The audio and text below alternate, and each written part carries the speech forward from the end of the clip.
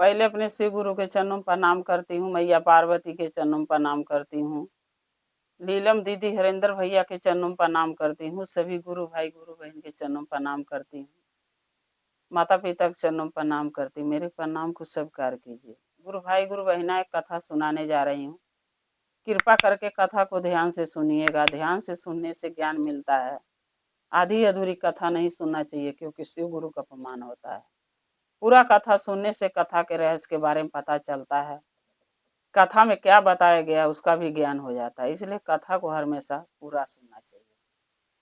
अगर मेरा ये कथा अच्छा लगा तो आप कमेंट करके जरूर, कमेंट में लिख के जरूर भेजिएगा। चैनल को सब्सक्राइब कर लीजिएगा। जो भी मैं वीडियो नया डालती हूँ आपके पास पहुँचती रहे। आप हमारे वीडियो ऐसे ही देखते रहें। एक गांव में एक राजा रहते थे। वो राजा के एक लड़की थी, लेकिन राजा रानी जो थे महादेव के बहुत बड़ा भक्त थे, पुजारी थे। यानी भोलेनाथ से प्रतिदिन वो पूजा करते थे और भोलेनाथ से ही मांगते थे कि हे भोलेनाथ, मेरे बेटी के जीवन में एक अच्छा घर भर देना, ताकि उसके ऐसा लड़का उसके जीवन में आए जिससे हम उसके शादी कर सकें, उसकी खुशियां उसको मिल सके। जब वो लड़की धीरे धीरे बड़ी हुई तो राजा रानी जो थे, लड़की के चिंता लगा होने, सभी माँ बाप के होते हैं चिंता कि हमारी लड़की सयान हो गई है, उसकी शादी ब्याह करना है, लड़का सयान हो गया शादी करना है। वैसे ही राजा रानी को चिंता होता था कि मेरी बेटी सयान हो गई है और उसके लिए घर भर ढूंढना है। राजा बहुत घर भर ढूंढने की कोशिश लगे करने, लेकिन जहां भी जाते थे उनके मन पसंद लायक घर भर नहीं मिलता था। जो भी राजा के घर जाते थे राजकुमार के देखने, वो राजकुमार में कोई न कोई उनको लेकिन नहीं दिखता था। ये बात सोच के राजा और रानी दोनों बहुत परेशान रहते थे कि मैं कैसे अपनी लड़की के शादी कहाँ करूं, क्योंकि घर भर तो ढंग का मिल नहीं रहा है। फिर वो अपनी हिम्मत फिर भी नहीं हारे। राजा ने घर भर ढूंढना बंद नहीं किया, ढूंढते ही रहे कि चलो एक न एक दिन महादेव की कृपा से कोई ऐसा परिवार जरूर मिलेगा जो मेरी बेटी के लायक होगा। एक दिन क्या हुआ कि राजा की लड़की वन में गई शिकार के लिए, घूमने के लिए। वहां वो क्या देखी कि एक खूबसूरत सा लड़का, जैसे राजा की लड़की सुंदर थी वैसे खूबसूरत सा एक लड़का रास्ता पकड़ के आ रहा था। अब वो उस लड़के को देखी, लड़का उसको देखा, दोनों आपस में जो है एक दूसरे पर मोहित हो गए। अब उसके बाद वो लड़की को, राजा के लड़की को ये नहीं पता था ये लड़का किसका है, और राजा की लड़की थी, जो लड़का था उसको ये नहीं पता था ये किसकी लड़की है। फिर भी आपस में दोनों एक दूसरे के पसंद लगे करने। ऐसे वो रोज लड़की जाने लगी और रोज लड़का वो आने लगा, एक दूसरे से मिलते थे। मिलते मिलते जब कुछ दिन, हफ्ता 10 दिन हुआ, तो एक दिन राजा घर भर ढूंढने गए थे। बहुत मुश्किल से एक परिवार मिला था। राजा आए थे और घर पे आके रानी से बात कर रहे थे, तो बोले राजा की लड़की आई। तब वो बात जब सुनी शादी का, तब वो कहने लगी अपने पिताजी से कि पिताजी आप मेरे शादी की चिंता मत कीजिए। राजा बोले क्यों, हर बाप को चिंता होती है बेटी के शादी का। तब वो लड़की बोली राजा के कि नहीं पिताजी, मैं अपने लिए वर ढूंढ ली हूँ, मैं उसी से शादी करूंगी। अब राजा रानी पूछने लगे बेटी वो लड़का कौन है, उसके माँ बाप कौन है, उसका परिवार कौन है, उसका घर कहाँ है, वो रहता कहाँ है, यानी सब चीज पूछने लगे। तब लड़की बोली कि पिताजी ये तो मैं नहीं जानती हूँ वो लड़का किसका है, उसका घर कहाँ है, मकान कहाँ है, कहाँ का रहने वाला है, किसका बेटा है, ये मैं नहीं जानती हूँ। बस मैं इतना जानती हूँ को लड़का भी मुझे पसंद करता, मैं भी उसे पसंद करती हूँ, मैं उसी से शादी करूंगी। क्योंकि लड़की जो थी ये तो कुंवारी थी, लेकिन लड़का जो था वो एक संत का लड़का था, महात्मा का लड़का था, लेकिन वो शादीशुदा था। उसके पत्नी थी, 2 बूढ़े माँ बाप थे और 2 बच्चे थे। लेकिन वो लड़का अपनी बीवी के ये बात सच्चाई यानी वो राजा की लड़की से नहीं बताया। अब राजा ने सोचा कि चलो जब लड़की पसंद कर ली है, शादी उसी से करना चाहती है, तो मैं शादी कर देता हूँ उसी से। राजा ने बोला ठीक है, उस लड़के को बुलाओ, मैं उससे मिलना चाहता हूँ। वो लड़की जो है राजा के उस लड़के को बुलाई, बोली मेरे पिताजी तुम्हें राजमहल में बुलाए हैं, मिलना चाहते हैं। वो लड़का आया, राजा रानी ने उससे पूछा कि बेटा तुम्हारा घर कहाँ है, तुम कहाँ के रहने वाले हो, तुम्हारे माँ बाप हैं, तुम्हारे परिवार में कौन कौन है। सब कोई माँ बाप को चिंता होता अपनी बेटी के, जिससे शादी करते हैं वो तो पूछना नहीं है उनको। वो भी लगे पूछने, तो वो लड़का झूठ बोल दिया, बोला कि हमारे पास देखिए घर नहीं है, बाढ़ में बह गया, मेरे पास कुछ नहीं है, माँ बाप भी नहीं है, न मेरा शादी हुआ, न मेरा कोई परिवार है, मैं अकेला हूँ, जिंदगी में कमाता हूँ खाता हूँ, और जहाँ मिलता ठिकाना वहां रह लेता हूँ। अब राजा को बहुत चिंता हुआ कि मेरी बेटी ऐसे लड़के से शादी करना चाहती है।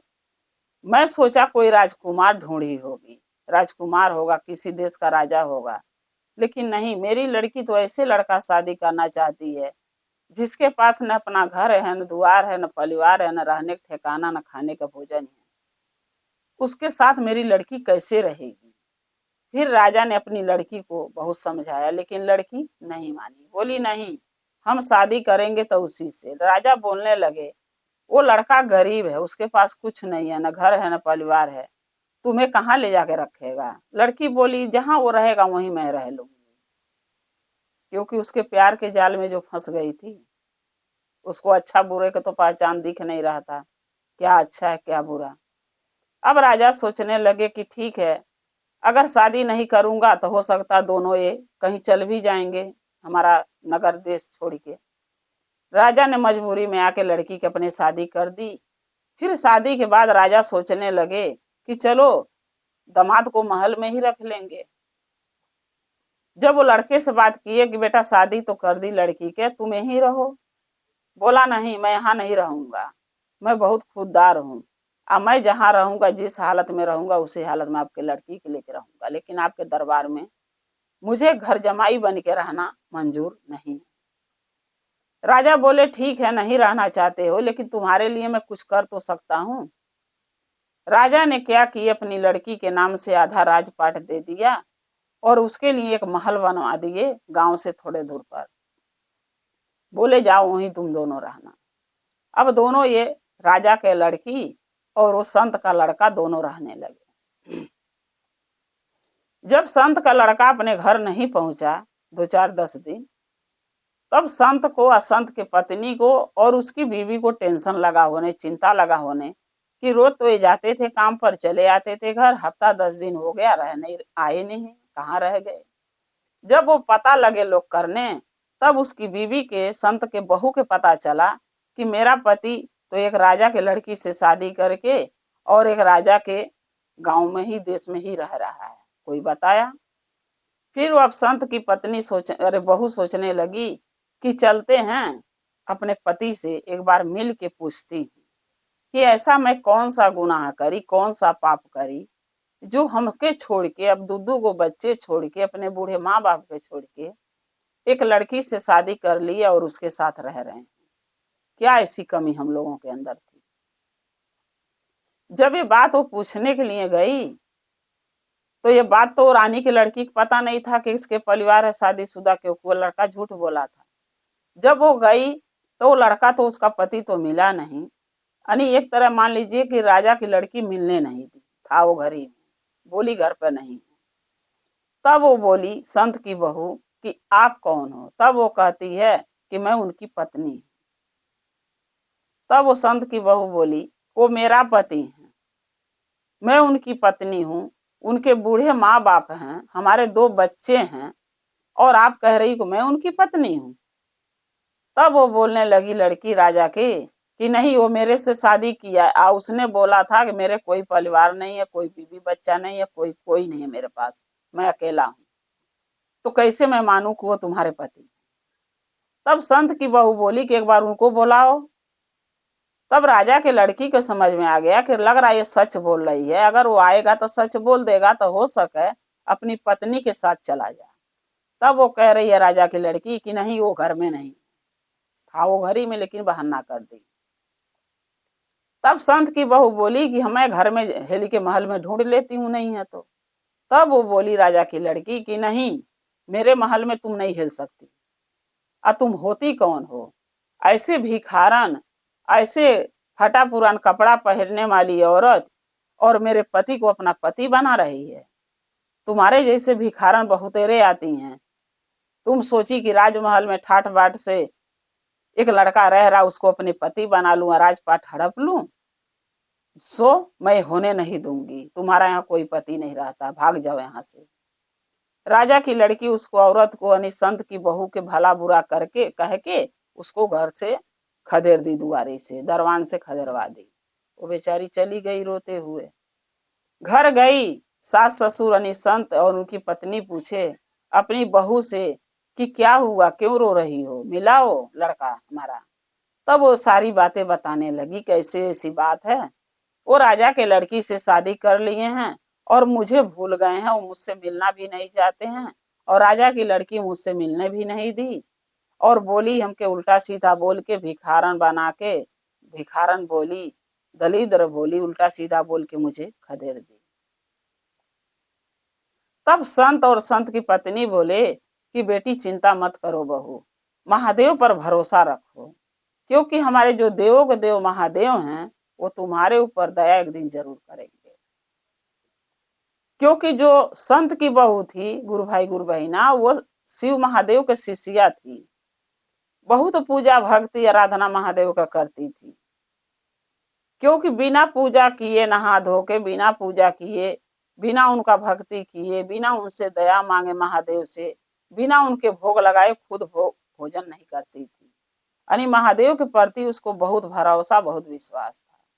वही बात संत बोले कि जब तुम महादेव पर भरोसा करती हो, विश्वास करती हो, तो एक न एक दिन तुम्हारे साथ महादेव इंसाफ जरूर करेंगे।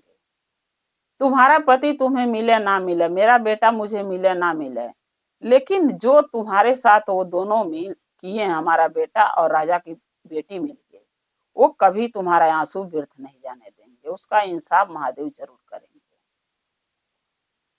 अब वो बेचारी अपना भाग समझ के कि मेरे भाग में इतने ही दिन का पति के साथ था, अपना कमाने खाने अपने सास ससुर के, यानी संत के, संत की पत्नी के, अपने सास ससुर के साथ रहने लगी, दोनों बच्चों के लेके। धीरे धीरे वो बच्चा बड़ा हुआ, धीरे धीरे बड़ा हुआ तो उसका लड़का एक दिन बोला कि मम्मी, आपने पापा को लेने गए, पापा आए नहीं, अब मैं बड़ा हो गया हूँ, अब मैं खुद जाना चाहता हूँ पापा को लेने, देखो पापा आते हैं कि नहीं। जब वो गया राजा के महल पे, यानी राजा के लड़की के महल पे, तब फिर अपने बाप को जब आवाज लगाया तो उसका बाप फिर नहीं निकला, क्योंकि तो जो का गुलाम बना पड़ा था, वो तो जो राजा की लड़की कहती थी वही करता था। उसको तो ये भी नहीं पता था कि मेरे बच्चे, मेरे बीवी किस हालत में है। फिर वो क्या किया, नहीं आया। फिर राजा की लड़की निकली, फिर बोलने लगी कि तुम कौन हो, क्यों दुआरी पर हल्ला शोर मचा रहे हो। तब वो लड़का बोला, संत के जो पोता था वो बोला, मेरे पापा को बुलाइए, मैं अपने पापा से मिलने आया हूँ। तब वो कह रही है कि तुम्हारा कोई पापा यहाँ नहीं रहता है, वो मेरा पति है और अभी वो घर में नहीं है। फिर झूठ बोली। फिर उस लड़के को अंदर भी नहीं घुसने दी। वो लड़का बोला, देखिए हम 2 दिन से हम लोग खाना पीना नहीं खाए, मेरे पापा अकेले कमाने वाले थे, मेरे बूढ़े दादी दादा हैं और मेरी माँ है, मेरे हम 2 भाई बहन हैं, हमारे घर में कोई कमाने वाला नहीं है, हम लोग 2 दिन से भूखे हैं, हम अपने पापा से मिले बिना नहीं जाएंगे, क्योंकि हम मिल के उनसे पूछना चाहते हैं कि हमारा और हमारी माँ के, हमारे दादी दादा के क्या कसूर था जो हमको छोड़ के आपके साथ अपना परिवार बसा लिए, घर बसा लिए। तब राजा की लड़की कहती है कि नहीं, तू यहाँ से चला जा, नहीं तो मैं तेरे को उठा के फेंकवा दूंगी, क्योंकि तुम लोगों के जैसे भिखारियों के साथ हमारे पति नहीं जाएंगे। मैं उनकी पत्नी हूँ, वो मेरे पति हैं, उन्होंने बोला है कि मेरे पास कोई परिवार नहीं है, और जब से शादी करे हैं हमसे तब से कोई न कोई मुंह उठा के चला आता है, उनका परिवार बताता है। अब उस लड़के को अपने दरवान से फिर मारपीट के खदेड़वा दी। फिर वो लड़का रोते रोते घर चला गया। घर गया, फिर सारी बात अपने दादी दादा से बताया, अपनी माँ से बताया। फिर संत ने यही बात समझाया कि तुम लोग महादेव पर भरोसा रखो, उसके पास मत जाओ, वो तुम्हें भूल चुका है।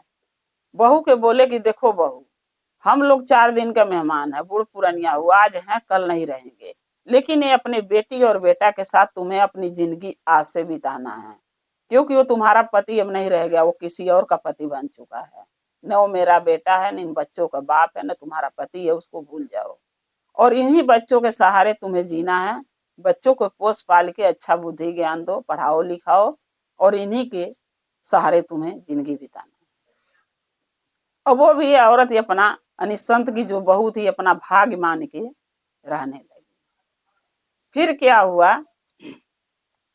जितने संत की बहू महादेव के पूजा आराधना करे, भक्ति करे, और यही कहे कि हे महादेव, हमें कुछ नहीं चाहिए, लेकिन मुझे इंसाफ चाहिए, जो मेरे साथ बुरा हुआ उसका इंसाफ चाहिए। अब रोज यही कहती थी, रोज पूजा करती थी, और जितना वो रोती थी उतने ही कुछ दिन के बाद जो राजा की लड़की थी उसके शरीर में छोटे छोटे छोटे छोटे घाव बनने लगे। जितना बूंद आंसू उसका चूता था बच्चे का और उसकी माँ का, उतने ही उसके शरीर में घाव बनना चालू हो गया, यानी घाव बन के सड़ना चालू हो गया। और जो संत का बेटा था उसका दिमाग धीरे धीरे पागल होने लगा। इसीलिए कहते हैं गुरु भाई गुरु बहना कि देखिए, अगर 3-4 चीज ऐसे होते हैं कि महापाप होता है, लेकिन लोग समझता नहीं। किसी का धन लेना, जबरदस्ती कब्जा करना, किसी को दुख देना, किसी का पति चोराना, किसी के बच्चे से बाप छीनना, किसी के बूढ़े माँ बाप से उनका बेटा छीनना, सबसे बड़ा पाप होता है। लेकिन ये बात को कोई नहीं समझना चाहता है। दुनिया यही कहती है, अरे मैं जवान हूं, मेरे को क्या दुख हो सकता है, मैं किसी के बारे में क्यों सोचूं। लेकिन भगवान के नजर से कोई नहीं बच पाता, महादेव के नजर से वो सब पर नजर रखते हैं।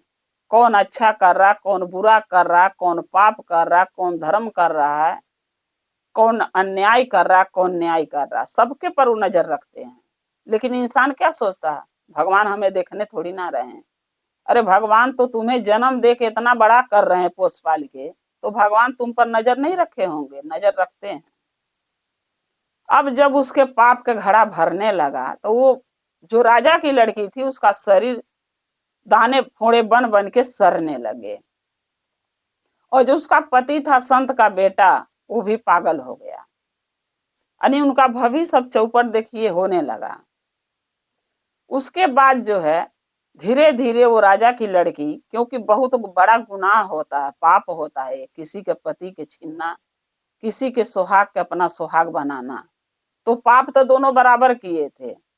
लेकिन वो कहते हैं ना कि अगर कुछ लोग होते अपनी गलती मान जाते हैं तो भगवान उसको क्षमा कर देते। लेकिन वो राजा की लड़की जब जान गई कि इसका हमारा पति उसका पति है, संत के बहू का, उसके बच्चे इसके बच्चे हैं, तब भी उसको सुधर जाना चाहिए था, लेकिन जबरदस्ती बतियाई। इस कारण से उसको महादेव सजाए दिए। कुछ दिन में क्या हुआ कि पति तो पागल होके कहीं चला गया, क्योंकि उसका दिमाग काम नहीं कर रहा था। राजा की जो लड़की थी जब इसका शरीर में घाव बन बन के सड़ने लगा तो कुछ दिन के बाद ये मर गई।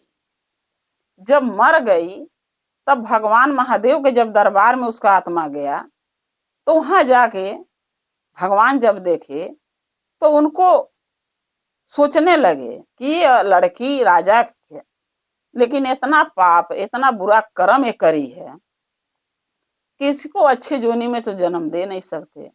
उसको क्या किए, कुतिया का जन्म दे दिए, राजा के लड़की को कुतिया के जन्म दे दिए। जब वो कुतिया के जन्म पाई तब वो क्या करी कि धरती पर जन्म ली। धरती पर जन्म लेके घरे घरे घूम घूम के लगी खाने के लिए घूमने भटकने, कुत्ते को तो काम होता है दुआरी दुआरी भटकना, क्योंकि कोई देगा तो खाएगा, नहीं देगा तो नहीं पाएगा।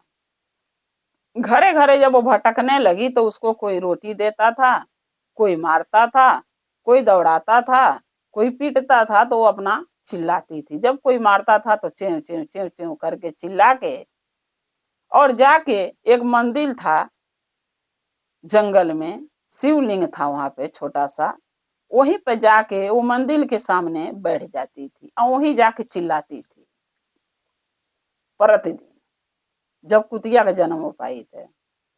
एक दिन मैया पार्वती और महादेव कैलाश पर बैठे थे।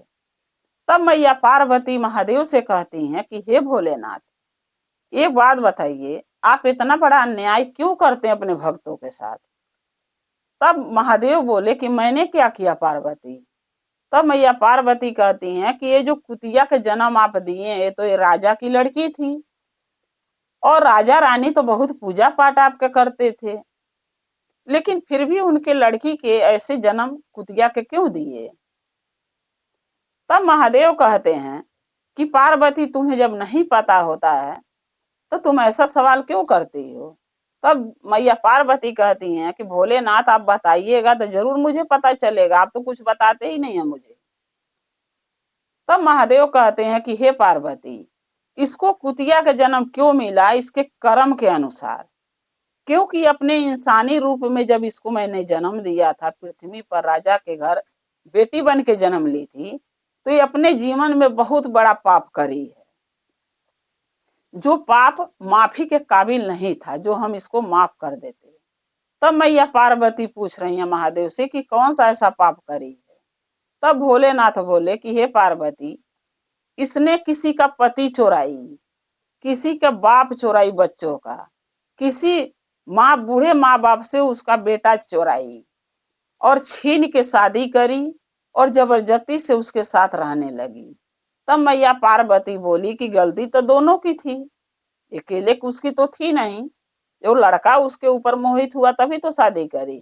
तो महादेव बोले हाँ, गलती तो संत का बेटा का भी था, लेकिन उसने गलती किया कि सब भेद छुपाया, अपने परिवार के बारे में बताया नहीं और इस पर मोहित होकर शादी कर लिया। लेकिन इसकी गलती ये था, जब इसको पता चला उसका परिवार है तो उसको भेजना चाहिए था उसके परिवार में, लेकिन इसने जबरदस्ती करी, भेजी नहीं, उसको बताई नहीं। सो उसके करनी की सजाई, संत के बेटा के करनी की सजाई तो उसको मिल गई है, क्योंकि वो पागल होके पता नहीं किस देश में कहाँ जाके भटक रहा है। लेकिन ये सबसे बड़ा पापी ये थी, क्योंकि एक सुहागिन से उसका सुहाग छीन ली, एक बच्चों से, दो बच्चों से उसका पिता छीन ली, दो बूढ़े माँ बाप से उसका बेटा छीन ली। सबसे बड़ी पापी ये थी राजा की बेटी, जो कि इतना बड़ा पाप कैले के बाद भी वो कैसे अच्छा जन्म पाएगी। इस कारण से उसको कुतिया का जन्म दिया हूं, ताकि अपने पापों का प्रायश्चित कर सके। तब मैया पार्वती बोल रही हैं कि इसका उद्धार कब होगा? तब देवों के देव महादेव बोले कि देखो, पहली तो ये उद्धार का अपना रास्ता ढूंढ ली है, क्योंकि जब ये मार खा रही है किसी के घर से, घर में घुस रही है, लोग मार रहे हैं, तो ये रोते रोते भूखते भूखते जाके मेरे मंदिर के सामने बैठ के और मेरे शिवलिंग को निहारती है। उसी मंदिर के अंदर एक छोटा सा कुआं है, जहां शिवलिंग के लोग, भक्त लोग जब जल चढ़ाते हैं, दूध चाहे दही चाहे जल जो भी चढ़ता है उस कुएं में गिरता है, उस गड्ढे में, उसी मंदिर के अंदर गड्ढा है। फिर मैया पार्वती बोली उससे क्या होगा? तब महादेव बोले कि जब महाशिवरात्रि आएगी और महाशिवरात्रि के दिने जो भक्त लोग हमारे उस शिवलिंग पर जल चढ़ाएंगे और वो जल और दूध के जो नाली से बहता हुआ उस कुएं में यानी उस गड्ढे में गिरेगा, वो महाशिवरात्रि की जब एक कुतिया उस गड्ढे में 5 डुबकी लगाएगी, 5 बेर उस कुएं में कूद के नहाएगी, और जब कुएं से 5 बेर नहा के बाहर निकलेगी गड्ढे से और मंदिर के बाहर जाके जब अपना शरीर का पानी झाड़ेगी, तब इसका कष्ट और इसका पाप खत्म होगा, तब इसके पाप खत्म होंगे और तब इसका अंतिम दिन आएगा। उसके बाद इसका फिर मृत्यु होगा, जब ये मर जाएगी। क्योंकि जब वो पानी के छींटा किसी भक्त पर जाएगा और वो नहा के लोग आए होंगे मंदिर में जल चढ़ाने, वो भक्त एक ऐसा मिलेगा कि उसको खूब मारेगा, और जब मारेगा तो मरेगी। जब मर जाएगी उसके कारण से इसकी मुक्ति मिलेगी उसी इंसान से, और जब इसकी मुक्ति मिलेगी तब इसके अच्छे जोनी में फिर जन्म मिलेगा, तब इसका पाप कटेगा। तब मैया पार्वती बोलती है महादेव से कि हे भोलेनाथ, मैं आप पर वैसे ही शक करी, क्योंकि आप तो इंसाफ बहुत बढ़िया करते हैं। तब महादेव बोले कि क्यों नहीं करना चाहिए? बोली नहीं, करना चाहिए। तब महादेव बोले कि ये बताओ, वो संत की जो बहू है वो हमारी शिष्या है, हमारे शिष्या के कोई आंख में आंसू दे, उसको दुख दे, कष्ट दे, तकलीफ पहुंचाए, दर्द पहुंचाए, और हम उसके साथ इंसाफ भी ना करें। तब मैया पार्वती बोलती हैं कि हे भोलेनाथ, हमें क्षमा कर दीजिए, हम ऐसे ही आप पर शक कर लेते हैं, क्या करें, आपके जैसे मेरे पास जो सोच समझ ज्ञान नहीं है। तब भोलेनाथ कहते हैं, अरे पार्वती, तुम्हारे पास सब ज्ञान है, तुम सब जानती हो, बस तुम्हें जानना होता है हमारे मुंह से कि हम कुछ तुम्हें बताऊं। तब मैया पार्वती कहती हैं, सही बताया बात है भोलेनाथ, मैं यही जानना चाहती हूँ, कोई भी बात होता है कि आपसे मुंह से मैं सुनना चाहती हूँ। तो गुरु भाई गुरु बहना, ये बताइए कि कोई भी इंसान जब इंसानी रूप में रहता है तो अपना अच्छा बुरा नहीं सोचता है, उसको एक ही सोच रहता है, बुरा करना है तो करना है, सो इंसान करने लगता है। लेकिन वो व्यक्ति ये भूल जाता है कि हम बुरा कर रहे हैं तो बुरा कर्म का भागी एक दिन तो हमको बनना ही है, तो हम बुरा क्यों करें। लेकिन लोग क्या कहता, भगवान देखता थोड़ी ना है, भगवान सब देखते हैं, महादेव हमारे सब देखते हैं, सब पर नजर घुमाते रहते हैं 24 घंटा, कौन भक्त कैसा है, कौन भक्त कैसा है, कौन अच्छा कर रहा, कौन बुरा कर रहा। इसीलिए कहते हैं कि कर्म कर बंदे, बुरा कर्म मत कर, अच्छा कर्म कर, भगवान के नजर से कभी बच नहीं पाएगा। इसलिए भगवान के नजरों से कोई नहीं बच सकता है, चाहे वो इंसान हो, चाहे वो अच्छा हो, चाहे बुरा हो, कैसा भी हो, लेकिन भगवान की नजर सब पर रहती है। गुरु भाई गुरु बहना, ये चर्चा अपने शिव गुरु के चरणों में रखते हुए मैं यही कह रही हूँ कि अगर मेरा ये कथा आपको अच्छा लगा तो कमेंट में लिख के जरूर भेजिएगा, चैनल को सब्सक्राइब कर लीजिए कि जो भी मैं वीडियो नया डालती हूँ आपके पास पहुंचती रहे। आप हमारे वीडियो ऐसे ही देखते रहें, आप हमारे वीडियो के अपना प्यार ऐसे ही देते रहें, और हमारा और आपका रिश्ता शिव परिवार से ऐसे ही जुड़ा रहे। हर हर महादेव, घर घर महादेव। महादेव का दया और कृपा आप लोग पर सदा बनी रहे। शिव गुरु सदा आप लोग के साथ रहे। जय शिव गुरु।